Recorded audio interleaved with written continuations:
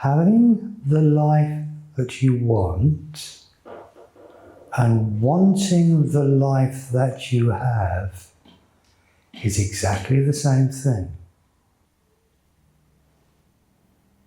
Surrender. Oh, sweet, sweet, sweet surrender. And you know that the deeper you go into your practice, the more surrender becomes the portal. Surrender. Now to the ego, surrender is weak. If I surrender, I'll be powerless. The world will walk all over me. That's weak to surrender. But when you stand back and look at it from a fuller level of mind, you see that surrender isn't weakness. Surrender is strength. Surrender is power.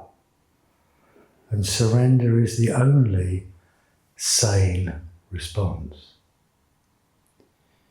You see, when we surrender, the only thing we have to surrender to is now. Because now is the only thing that's real. You haven't got to surrender to what is going to happen or what has happened, or what may be, or what could be, or what should have, because all that's just nonsense in your head. But what you do have to do is surrender to now, because now has already won. I don't want this now. Tough. Too late. This now shouldn't be. Well, the now doesn't care. Suffer. The ego is in permanent resistance to now. It's a constant conflict with now. Like it's the master of the universe. Do you argue in now? Shouldn't be. It's wrong. Good luck. Good luck. It is. Because it is. Because it is. It's already too late. Is it good? Is it bad? Shall we see? It's neither good nor bad. It just is. There's a certain grace that comes with living with the is-ness of what is. When you're no longer in conflict with reality. Reality is wrong. Reality don't care. If you are in disagreement with now,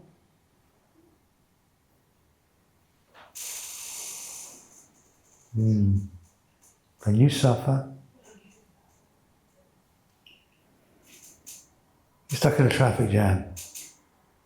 You've got two choices. You can be in a traffic jam, or you can be pissed off that you're stuck in a traffic jam. Either's fine. The choice is yours. The traffic jam doesn't care that you're pissed off. Doesn't get you out of the traffic jam.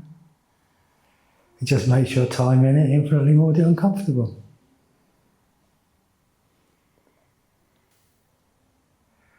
If things aren't going right, go left. Now, surrender doesn't mean to say that you don't take action. It doesn't mean to say you're completely passive in the world. In fact, surrender is a very dynamic way of living. A very powerful way of living. Because you may take action that may arise from the present moment, but that action is inspired action. That action is based upon reality rather than a resistance to reality. So one of the most liberating, well, the most liberating realizations of my life, was to absolutely surrender and accept the fact that I was completely and utterly controlled by alcohol. That I had no power over this at all. I was completely powerless to it. And that horrendous realization, that horrendous act of surrender, freed me. Until that point, I was just a real ale connoisseur and a wine buff.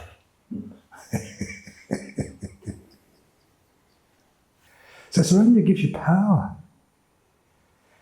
Even that's an acceptance of a situation in a moment that is dire.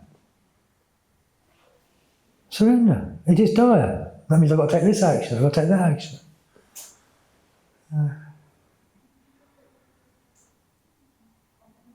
And even violent action might be necessary if the present moment demands it. I was out for a walk with my dog a few weeks back, my little Kobe. I love my little dog. And he's a beautiful little dog, very friendly, and he just goes up to everybody and he's just pleased to see everyone, and he's a lovely little dog. And I'm walking on with Chris, and I've got a dog on the lead, and I could see this big boxer dog ahead of us. I know it's nasty because I come across it before, it's very aggressive. So I got him to heel, and I'm walking along, and this dog, literally at that moment, jumped across the footpath, lurched at us, pulled the woman trying to hold him on through the mud, and started to savage my little dog. Surrender. Okay, it's not what I planned for this afternoon. But this is what's happening. I'm not angry with the owner. I'm not even really angry with the dog. I'm just angry. And that's okay in this situation. And in that moment of clarity, if I don't attack this dog and get him off, he's going to kill my little dog. And I accepted that. And got the dog around the neck and choked it unconscious. Now that's surrender. There was no time to that. Those dogs shouldn't be doing that. Shouldn't be out. How can you let a savage dog out of the house? How could she shouldn't have a dog she can't control. That's not important. What's important is this is happening now, and some very violent, purposeful action needs to take place. There's no thought in it. So surrender doesn't mean to say you don't take action. It means that when action is required, it is powerful action because it carries a different vibration. It's in alignment with reality. You're not fighting reality anymore. Okay, this has happened. Okay, this has happened. Then I shall do this. We adapt and change according to reality rather than resisting reality because we're not what it thought it should be or what it used to be. We just deal with what is. And when you align yourself with reality, when you choose this moment, who put your bloody ego in charge anyway? Who made your ego master of the universe?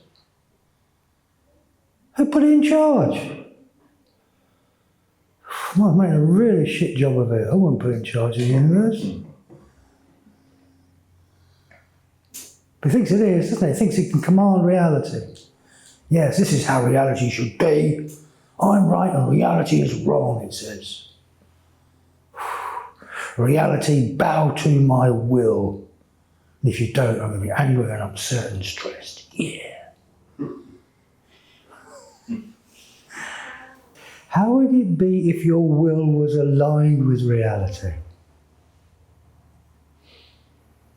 I choose this. I choose it because it's already happening. Now your vibration has changed, hasn't it? It's gone from I don't want this, a closed vibration, to, yeah,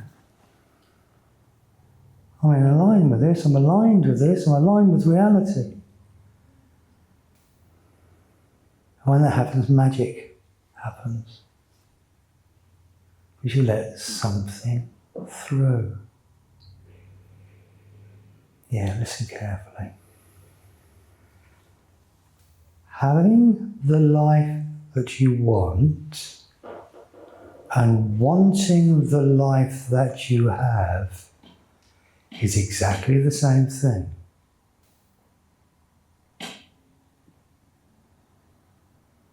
Want what you have. And now you've changed your vibration from lack and shortage and want and desire to abundance. Yeah, I'm happy with this, I'm okay with this.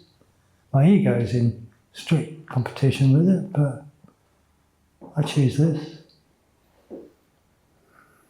And when you do that, magic happens. Doesn't it? Weird shit happens. So it's like the moment you surrender, well, you've aligned yourself with intelligence beyond the will of your ego, haven't you? You said, I'm handing this over. I can't judge this. My track record's not good. I'm handing this over to reality. When you're handing yourself over to the present moment, you're handing yourself over to the very forces that create the universe here and now. And that allows things to happen. Solutions happen. Ideas come, don't they? Sometimes they just happen, don't they, Steve? Something comes through. Sometimes it might just be, I can't find my car keys. You're getting frustrated. Oh, damn it, I'd give up. And you think, maybe they're in your shoe. And the bloody things are, aren't they? My grandson had found them and he was playing with them. But it's always like, it just comes to you, doesn't it? The moment you surrender, something happens. Sometimes things materially just pop up, and they just occur. Just the moment you let go. You see that? Weird stuff. Got no solution to this problem, and suddenly there it is. Steve will confirm this. It's an absolutely true story, isn't it? About 2 years ago now, when we were starting to look at possible venues for the retreat centre. We had one place that we were quite keen on, but the guy we negotiated with was particularly difficult, wasn't he? Fortunately, as it turns out, you see, but at the time we thought we wanted it. It's perfect. Yeah, it was perfect at the time. But the guy that we were dealing with was particularly difficult. And I got out for a walk with the dog. When I go out walking, sometimes I just take little pictures of things I've seen. I see something really beautiful, I just take a little picture of it. Sometimes I put them on the Telegram group. But anyway, I was taking pictures and my cards must have fallen out of my phone. And I got home, fuck, I bloody lost my cards. And then there was some resistance, if I'm honest. But I thought I was surrendering. And the next day I got up early with the dog and retraced my steps. And this walk, there's a walk, and then you go one bit, and there's a big loop, and you come back the last little bit the same way I went. You know? And I walked this, every step of this, mindfully, I'm telling you, every single step of this. I'm there, I'm watching every blade of grass, I'm totally focused. And I walked there, and I walked all around this bloody loop. And for the last half of this walk, I'm talking to Steve on the phone about this place that we wanted, retreat centre, and this guy, how awkward he was being. And I'm giving him a lecture on surrender. And then, after about 5 minutes of lecturing, The reflection appeared. yeah, I suddenly thought, you fucking hypocrite. Right? You're lecturing him on surrender, and you're still resisting the fact you've lost your card, haven't you? You bloody hypocrite. And I confessed to my hypocrisy, didn't I? And in that moment, the word of Allah, I just looked down, and my cards are right at my feet. Exactly where I'd stopped and surrendered. They weren't bloody there until I surrendered, I'm telling you. So you're not going to believe this. Yeah, I will. That's the kind of magic that happens. Because you're allowing something through. And sometimes you might have to help that along with some action. But it's an action that is aligned with reality. Now, surrender has the power to transform you in one go. In fact, people historically who have achieved enlightenment have generally done it this way, through absolute surrender to the intolerable. Ever read The Power of Now? I can't tell. No, he did it the easy way, didn't he? Just when he woke up one night. I think it was quite a difficult night, to be fair, but give him his due, but oh, bloody hell, it's not like that for the rest of us, is it? But that was just one act of surrender. Just one act at one night of terrible mental torment. What I think he was, there was this voice came through and said, resist nothing. And he let go, he stopped resisting, he surrendered completely. And in that moment, there was, in his case, a permanent awakening. It doesn't happen that easily for the rest of us. But there are people, and I've met some, who are, well, all of you to some degree are doing it, aren't you? You're transforming yourself through suffering, aren't you? If you can bring suffering into your practice suffering, and surrender and accept, and only the symptoms. You haven't got to accept a diagnosis or a thing like that, or a prognosis, because that's all future and past. You don't have to accept surrender to pain or discomfort in the moment, or loss of strength, or not feeling great. But you can surrender to that. And if you can, you free yourself of the suffering attached to the resistance. You freed yourself of the ego story that goes with it. And you've relieved some of your suffering. But through that surrender, transformation happens. You notice when we were doing that emotional clearing, I was saying to you, allow. Surrender to the feeling. We're not fighting the feeling, we're not pushing away, you're not saying it shouldn't be there. You're accepting it totally and completely. And that's what frees you. That's what relieves your suffering. And there are people all over the world transforming themselves right now through the most appalling suffering. And if suffering hasn't come your way yet, don't worry, it will. It's pretty much guaranteed. And when it does, that is when you make the greatest strides in your practice. You're all here because of your suffering, aren't you? I can find 100 people on my phone right now who suffer terribly with addictions and depression and awful torment, who will tell you in a straight face that they are glad of it. Yeah. Mm. They're glad of it. They may not have been glad of it at the time. Maybe if they had been, they wouldn't have suffered so much. But that was the fuel for their growth and transformation. I'm glad of my suffering. I wouldn't be here without it. 100%. Didn't see it that way. Part of this team if I hadn't have actually sat in all my suffering. Didn't see it that way at the time. Well, so is it good? Is it bad? It depends, doesn't it? It's only your awareness that makes it good or bad. If the ego gets into it and drags you into unconsciousness, then that's not so helpful, because it's spread pain and suffering into the world. Our vibration sinks and we become part of the problem. But if you can bring surrender and presence to what that brings up in your body, there's growth and transformation. The world's not here to make you happy. It's here for you to grow. Make up a point you're even happy with the pain, you know. See, when you surrender, it brings you into the flow.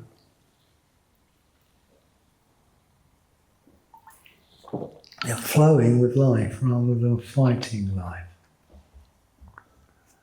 Like a river, water. We flow like water. We come to an obstacle, we find a way around that obstacle. That's what water does, doesn't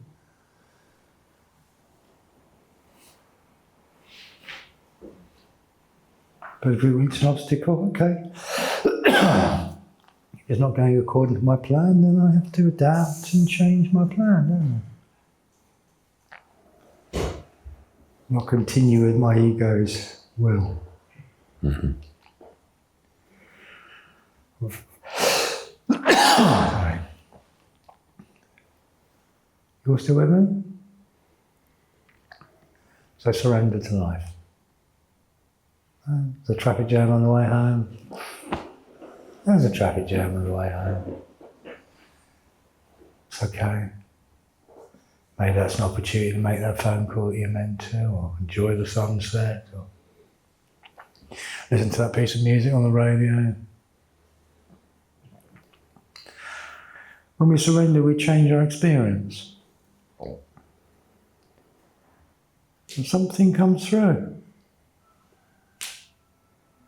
I was out with I did something really stupid these days. My ego made me do something really stupid. I cycled over to Woolwich home, which is not so stupid. I've done it many times on my carbon fibre road bike, but it's winter and I didn't want to take it out in the bad weather. So I took my big old heavy one.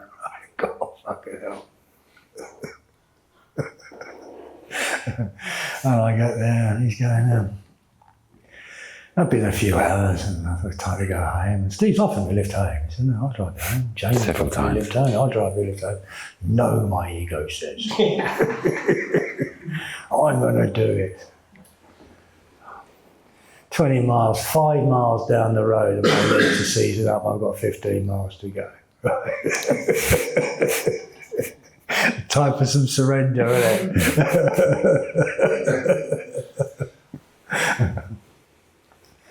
To the point that you were actually just, and it was bloody cold, wasn't it? -3 or something, it was really cold. But you know, once I kind of surrendered to the pain and the cold, that ride was just glorious. I mean, it wasn't very fast, I'll give you that.